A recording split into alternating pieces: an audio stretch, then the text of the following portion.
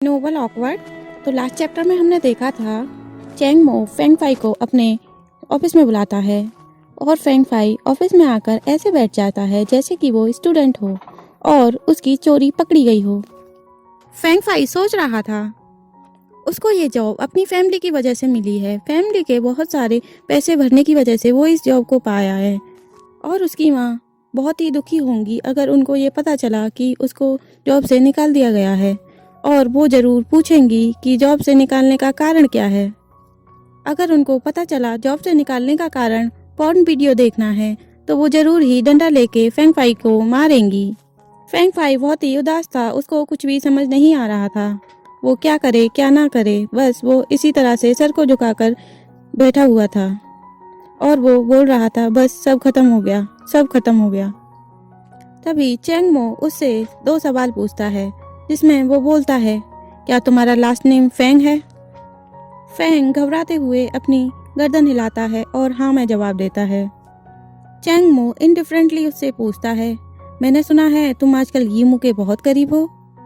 Feng phi को कुछ भी समझ नहीं आता और वो अचंभे से देख रहा होता है कि उसके बॉस क्या कह रहे हैं। उसके मन में बहुत कुछ चल रहा था मगर उसे कुछ समझ नहीं आ रहा था। वो हाँ मैं जवाब देता है। उसे लग रहा था उसकी नौकरी चली जाएगी मगर उसके बॉस ऐसे सवाल क्यों पूछ रहे हैं, वो सोचने लगता है। चैंग मो अपनी आर्म फोल्ड करता है और उसे पूछता है मुझे ऐसी चीज़ बताओ जिससे यीमू नफरत करता है। फेंग फाई को कुछ भी समझ नहीं आ रहा था उसके बॉस क्या कह रहे हैं। फेंग फाई 2 स्टेप पीछे लेता है और बोलता है यीमू को भाग दौड़ भरा काम बिल्कुल भी पसंद नहीं है। चैंग मो अपनी चिन उठाता है और बोलता है और कुछ। फेंग फाई अपना सर झुका लेता है और सोचने लगता है और हेजिटेट होते हुए बोलता है मुझे लगता है वो कुत्तों से भी नफरत करता है। चैंग मो बोलता है तुम्हें कैसे पता। फेंग फाई याद करता है और बोलता है पिछली बार जब हम जा रहे थे तो मैंने डॉग से हेलो कहा था, लेकिन जैसे ही यीमू ने डॉग को देखा वो वहां से भाग गया। उसने कहा था बचपन में उसे कुत्ते ने काट लिया था, इसकी वजह से उसे कुत्तों से डर लगता है और वो कुत्तों से नफरत करता है। चैंग मो बड़े ही ध्यान से सुन रहा था और वो फेंग फाई की ओर देखता है और बोलता है दोपहर में तुम्हें कंपनी में रुकने की जरूरत नहीं है। फेंग फाई सोच रहा होता है अब उसे जरूर जॉब से निकाल दिया जाएगा। वो बहुत ही घबरा जाता है। वो इंटरप्ट करते हुए कुछ बोलना चाहता था मगर बोल नहीं पाता। मैं तुम्हें एक टास्क दे रहा हूँ, तुम पेट स्टोर जाओ और वहाँ से एक डॉग लेके आओ मेरे ऑफिस में। चैंग मो बोलता है। फेंग फाई चौंक जाता है और उसे कुछ समझ नहीं आता वो क्या करे। चैंग मो फेंग फाई को सोचते हुए देखता है और उससे बोलता है अभी तक यहीं हो। फेंग फाई जल्दी से रिएक्ट करते हुए बोलता है नहीं अभी अभी जा रहा हूँ। चैंग मो उसकी ओर देखता है और उससे बोलता है सबसे क्रूर वाला डॉग लेके आना जो सबसे स्ट्रांग और खतरनाक हो। ठीक है फेंग फाई बोलता है और वहां से उठकर भागने लगता है। 3 शिफ्ट होता है और दिखाया जाता है दोपहर में सभी लोग कॉफी पी रहे थे। यीमू वहां पर लेट पहुंचता है और फिर भी उसे लाइन में इंतजार करना पड़ता है। थोड़ी देर खड़े रहने के बाद में वो विंडो वाली सीट पर जाकर बैठ जाता है। कॉफी की स्मेल बहुत ही स्ट्रांग थी। हॉल में धीमे धीमे म्यूजिक बज रहा था और वहाँ के लोग बहुत ही कंफर्टेबल थे। यीमू विंडो के साइड से देख रहा होता है और उसका इरिटेबल मूड सही हो जाता है। अचानक से आवाज सुनाई देती है। एक इंसान यीमू के सामने आके बैठ जाता है। यीमू उसकी ओर देखता है और उससे बोलता है मैं एडवाइस देता हूँ यहाँ मत बैठो, अगर गु हुआई ने देख लिया तो फिर से मिसअंडरस्टैंडिंग होगी। यन चैन हंसता है और बोलता है तुम बिल्कुल भी नहीं बदले, अब भी पहले की तरह सब कुछ सोचते हो और परवाह करते हो, तुम्हें इतनी चिंता क्यों रहती है। यीमू बोलता है तुम भी बिल्कुल नहीं बदले, तुम आज भी अपने आप को ही सही और महत्व देते हो जैसे कि पहले किया करते थे। यन चैन अपनी आईज को नैरो करते हुए बोलता है तुम बताओ अपने बारे में, तुम्हारे और उस लिटिल बास्टर्ड के साथ में सब कुछ ठीक चल रहा है आजकल। यीमू उसकी ओर नहीं देखता और कोल्डली बोलता है तुमसे मतलब। यन चैन अपने लिप्स को टाइट करता है और बोलता है मैं तुम्हें एडवाइस देता हूँ, ध्यान से बोलो, वो इतनी भी बड़ी कंपनी नहीं, अभी अभी लिस्टेड हुई है, अगर मैं चाहूँ तो उसे बैंकरप्ट होने में ज़्यादा टाइम नहीं लगेगा और फिर तुम रोते हुए आओगे। यीमू स्माइल करता है और शार्पली बोलता है, ये मेरे ऊपर है। मेरे पास तुम्हारी कंपनी लोटो के सारे सीक्रेट्स कॉपी किए हुए रखे हैं। अगर तुम खेलना ही चाहते हो तो मैं तुमको कंपनी जरूर दूंगा। यन चैन हैंडसमली स्माइल करता है। हाँ, मैं थोड़ी देर क्या चला गया, तुम्हारा मुंह ज़्यादा ही खुलने लग गया है। जो तुम्हारी इतनी हिम्मत हो गई कि मुझसे आर्ग्यू कर रहे हो। जैसे ही वो ऐसा बोलता है वो सिगरेट निकालने लगता है और स्मोक करने लगता है। वो एक सिगरेट यीमू की ओर देते हुए यीमू कोई आंसर नहीं देता और बोलने लगता है, मैंने छोड़ दिया है स्मोक करना। यन चैन के फेस पर कोई भी स्माइल नहीं थी। वो बोलता है, तुमने कब छोड़ दिया? यीमू अपनी आंखें उठाता है और यन चैन की ओर देखने लगता है। जिस दिन तुम्हारी शादी हुई थी, यीमू बोलता है। यन चैन अपना सर नीचे करता है और स्माइल करता है। वो एक लंबी गहरी सांस लेता है और सफोकेट फील करने लगता है। नंबर 506, नंबर 506 हॉर्न बोलने लगता है। यीमू नंबर और पेपर्स की ओर देखने लगता है और उठता है और बोलता है, अगर तुम्हें कोई काम है तो तुम पहले चले जाओ। यन चैन यीमू की ओर देखता है और एक डीप सांस लेता है और कुछ नहीं बोलता। यीमू भी उसकी ओर नहीं देखता। वो अपनी कॉफी लेता है और वहां से निकल जाता है। कॉफी शॉप का डोर खुलता है और बंद हो जाता है। यन चैन यीमू की ओर और देखना चाहता था मगर यीमू जा चुका था।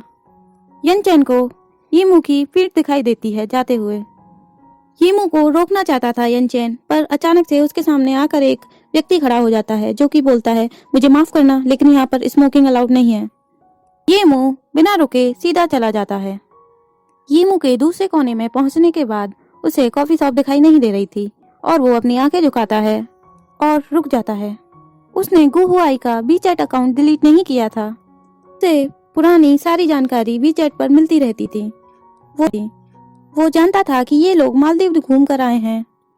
उनके खाने के, स्विमिंग के सारे मोमेंट्स शेयर हो रखे थे।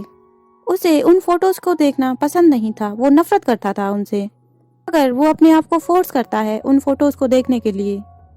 वो देखना चाहता था कि यन चैन कितना खुश है अपनी जिंदगी में और उसे छोड़ने के बाद उसकी लाइफ कितनी चार्मिंग हो गई है।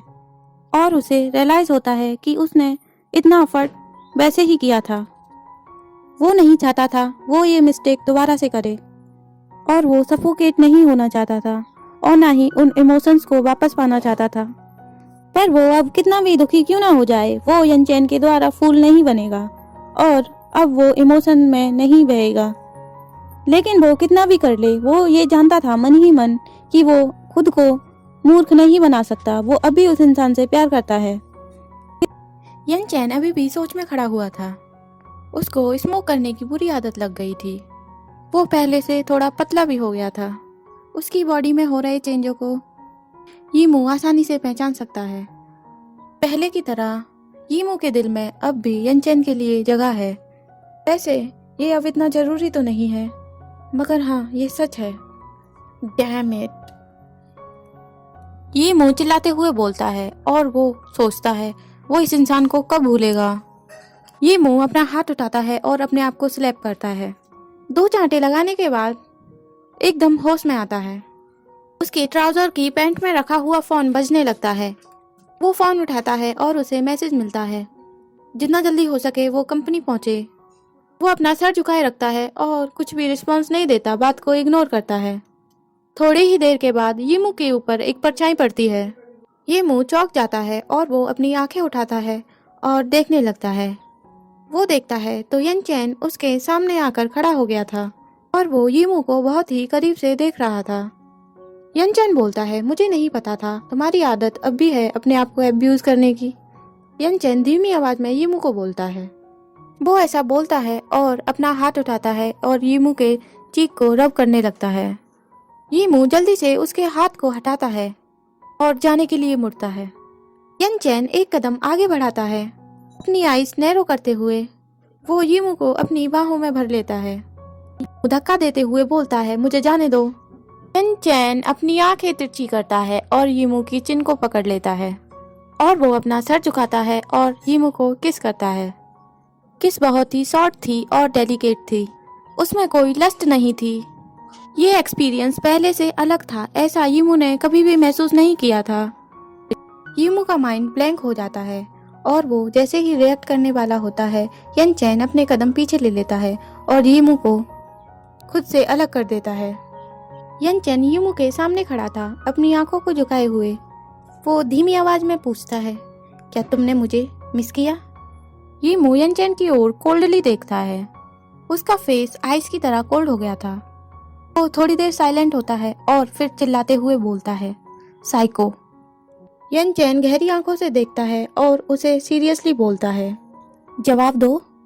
यीमू उसकी एक नहीं सुनता और वो वहां से मुड़ता है और चलने लगता है। वो गली बहुत ही शांत थी। वहां पर पैरों के चलने की आवाज भी आराम से सुनाई दे रही थी। यीमू वहां से थोड़ी ही देर में डिसअपियर हो जाता है। यन चैन उसे पकड़ना नहीं चाहता था। वो अपना सर झुकाकर दीवार का सहारा लेकर खड़ा हो जाता है। वो कुछ मिनट तक ऐसे ही खड़ा रहता है। वो अपनी पॉकेट से सिगरेट निकालता है और स्मोक करने लगता है। यन चैन वहां खड़ा हुआ सिगरेट पी रहा होता है और अपने ही ख्यालों में खोया हुआ होता है। तंबाकू की स्मेल चारों ओर फैल रही थी। वो डीप ब्रेथ लेता है और स्मोकिंग कंटिन्यू करता है। वो यीमू के बारे में ही सोच रहा था।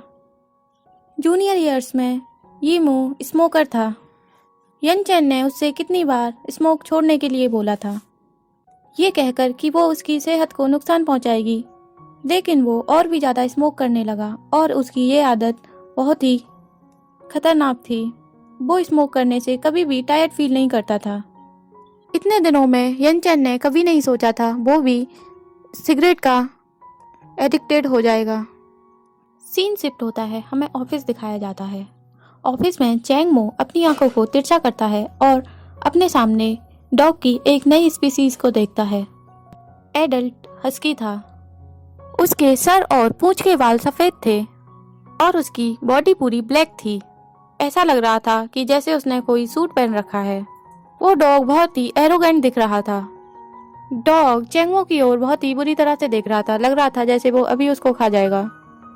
बॉस, ये डॉग बहुत ही अनोखा है और एक अलग ही ब्लड लाइन से है, और मैंने क्लर्क को कहते हुए सुना था ये बहुत ही क्रूर है। चैंगमो अपनी आर्म्स को फोल्ड करता है और अपनी आंखों को उठाते हुए बोलता है, हाँ बताओ किस तरह से क्रूर है ये? फेंग फाई अपनी छोटी सी आंखों को तिरछी करते हुए बोलता है और सीरियस टोन में बोलता है। जब भी ये अनजान इंसान को देखता है बहुत तेज तेज चिल्लाने लगता है और ये किसी को अपने आप को टच भी नहीं करने देता, और खासकर इसकी पूंछ को। अगर आपने इसको टच किया तो ये बहुत ही गुस्से में पागल हो जाएगा। इसी वजह से इसे कोई खरीदना नहीं चाहता था। चैंगमो अपनी चिन को उठाता है और बोलता है, तुमने कहा ये जब भी किसी अनजान इंसान को देखता है बहुत तेजी से भौंकता है, पर मैंने तो अभी तक इसे भौंकते हुए नहीं देखा। इसे इतनी देर हो गई आए हुए।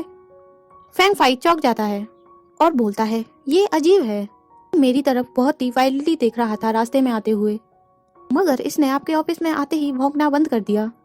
चैंगमो एकदम से हंसता है और कोल्डली बोलता है, मैं नकली चीज नहीं खरीदूंगा। अपने बॉस को डिससैटिस्फाइड देखकर फेंग फी बोलता है, नहीं नहीं मिस्टर चैंग, यह कुत्ता बहुत ही क्रूर है। अपने बॉस को दिखाने के लिए वो डॉग के टेल पर और उसके सर पर हाथ फिराने लगता है। तभी कुत्ता जोर से भौंकता है और अपनी लात फेंग फी की ओर फेंकता है, और एक ही मोमेंट में वो फेंग फी को ग्राउंड पर गिरा देता है और भौंकने लगता है। वो भौंकने लगता है और फेंग फी पे अटैक करने लगता है। वो उसके फेस पर स्क्रैच बना देता है। चैंगमो उसको देखता है और बोलता है, हाँ ये तो बहुत ही क्रूर है। फेंग फी ग्राउंड पर लेट जाता है और उसे बहुत ही एम्बेरसमेंट हो रही होती है। वो बिना आंसुओं के रोना चाहता था। चैंगमो फेंग फी की ओर देखता है और बोलता है, क्या ये कुत्ता काटता भी है? फेंग फी पसीने पसीने हो रहा था और वो बोलता है, नहीं नहीं मिस्टर चैन, ये काटता नहीं है। क्लर्क ने कहा था इसकी क्वालिटी बहुत ही अच्छी है, ये काटता नहीं है। ऐसे ही वो बोलकर खत्म करता है। कुत्ता उसे अपने दांत दिखाने लगता है और फेंग फी के वट्स पर बाइट कर लेता है। फेंग फी चिल्लाता है, हे! वो अपने वट्स को कवर करता है और खड़ा हो जाता है। चैंगमो हंसता है और बोलता है, इंटरेस्टिंग। और इसी के साथ हमारा चैप्टर खत्म होता है। आगे के चैप्टर के लिए देखते रहिए स्टोरी बॉक्स।